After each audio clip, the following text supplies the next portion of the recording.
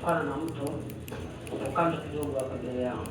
Kwa hiyo mto ule baada ya kuita msogezi, basi wazee wetu wakaamua kupitisha vile neno moja kwa moja Msogezi, na mpaka sasa hivi kijiji kwa sasa kinaitwa Msogezi na ndio kata kamili ya Msogezi.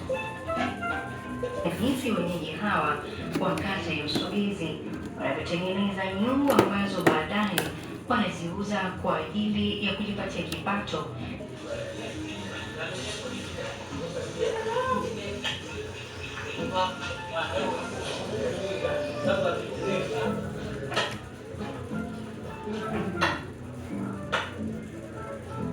Hatua ya pili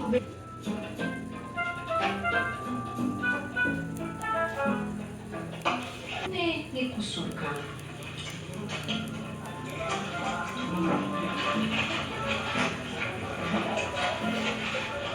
Tunaanza kuunganisha mpaka inapatikana eneo moja.